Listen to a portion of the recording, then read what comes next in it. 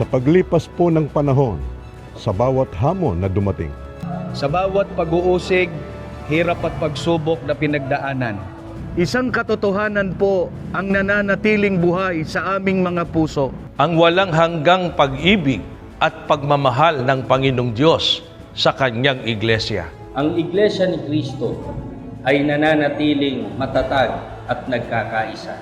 Ang pananampalataya po ng bawat kapatid, lalo pang tumitibay, lalo pang tumatatag. Ang iglesia ay patuloy pang lumalawak, lalong tumatanyag at higit pang nagtatagumpay. Sa loob ng 112 taon, Patuloy na pinangungunahan ng Panginoong Diyos ang kanyang bayan.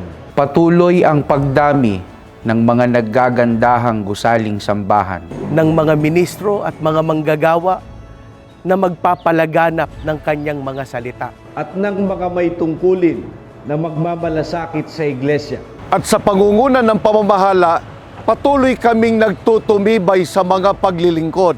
Patuloy po kami sa masiglang pakikipagkaisa, sa mga makabuluhan at sa mga makasaysayang kilusan Na nagpapakita na kailanman ay hindi matitinag ang kaisahan ng Iglesia.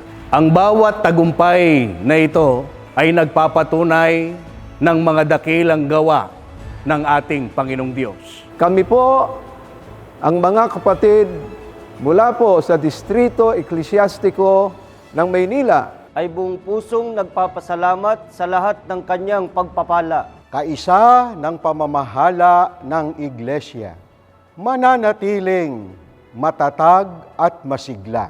Iingatan po naming lagi ang aming kahalalan. At mananatiling tapat sa paglilingkod hanggang sa wakas.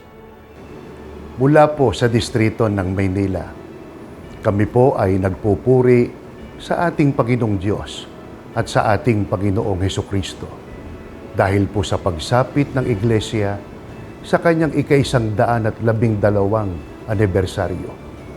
Kami po ay bumabati sa lahat ng Happy 112th Anniversary po!